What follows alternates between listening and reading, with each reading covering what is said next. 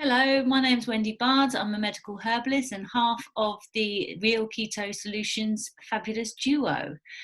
I stopped eating yesterday at 8 o'clock and it is now 22:07. So it's nearly 24 hours since any calories or anything to eat has passed my lips.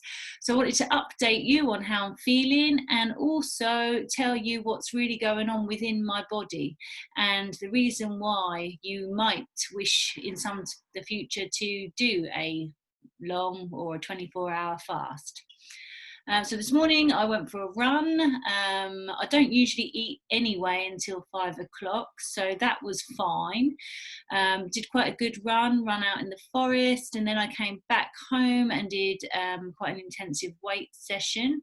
And I would definitely recommend don't do nothing while you're fasting, because if you do, you just think about food. You need to keep your mind busy and your body active. If you were fasting to get yourself into ketosis, which is really one of the really beneficial aspects of fasting, doing exercise will really quickly get you into ketosis. Where I've been in keto for a couple of years now, I was already in ketosis. So my energy levels, I'm already using fat or ketone bodies as a fuel. So that's quite usual for me. If you weren't in ketosis and you started to exercise, you would feel quite tired.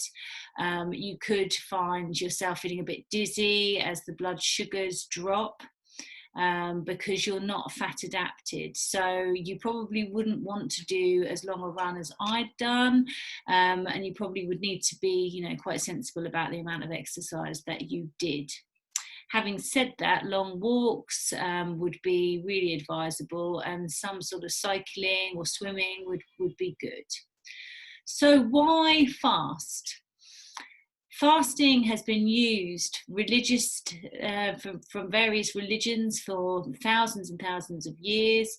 It's part of many different religions. In the Christianity, we have Lent, of course, and in the Hindu religion, I believe they do fasting as well as the Muslims. So there is definitely a religious aspect. We're not doing it for that. We're purely doing it for the health benefits. So once you fast, your body uses up all of your glucose reserves. So that will encourage your body to metabolize its stored fats. It will use up its stored glycogen from your liver initially. And once that has been used up, it will start to burn your stored fat. So fasting can be really, really beneficial for weight loss, which is probably why most people try fasting, whether it be intermittent or for longer extended periods of fasting. Also, it was discovered by Nobel Prize winner Yoshinori Oshumi. I probably said that wrong. He was the Nobel Prize winner in 2016. He is the gentleman who discovered what is called autophagy. Autophagy literally means cell recycling or self-eating. It's where the body starts to recycle its own cells, damaged cells, scar tissue, and it uses these recycled cells to help to recover and renew. So these processes are started once you fast. Autophagy is really important for anti-aging benefits. It really helps to improve injury, so great for scar tissue, it helps to break that down. It's great for your skin, but really all cells of your body. Another interesting factor that is produced after approximately 24 to 48 hours is a substance called BDNF. Now, BDNF stands for brain-derived neurotrophic factor. Now, this is sometimes referred to as fertilizer for the brain. It encourages new nerve cell growth and synaptic growth as well. It also has a protective effect for the central nervous system. So therefore, it improves cognition and memory. It also helps to improve mood. Some research has also been done to show that BDNF can help with the prevention of brain diseases such as Parkinson's, Alzheimer's, and dementia. So I think regular fasting can really be beneficial long term to prevent these age-related issues. They help you keep you young, improve your memory, and you will also lose weight.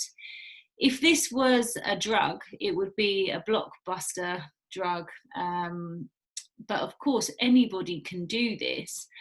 If you are thinking of starting a longer term fast, I think it's always advisable to speak to your GP or your health professional before doing so, especially if you're on medications. It's always advisable to speak to your healthcare practitioner. So it's nearly 24 hours in for me.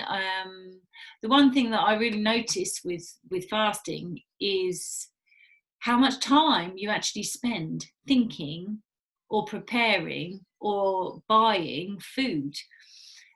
So a few times today I felt a little bit at a loss, thinking, oh, you know, what should I be doing now? But of course I would usually, it's my day off today, so I would usually do my supermarket shop. I'd usually prepare my meals for the week ahead, because I like to batch cook. I find it just helps me, it's much easier, helps me stay on my ketogenic lifestyle.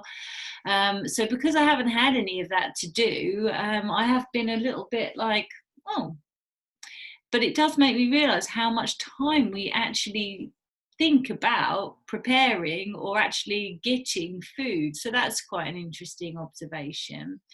I've been drinking lots of water today. I did have one coffee this morning because I am a coffee addict, and I know if I gave it up completely, I would have a horrendous headache. So I'm allowing myself one caffeinated drink a day, so I don't get that horrible caffeine withdrawal. Other than that, I've been drinking water and herbal teas. So I will check in with you guys again tomorrow, and hopefully I will see you then. Thank you. Bye-bye.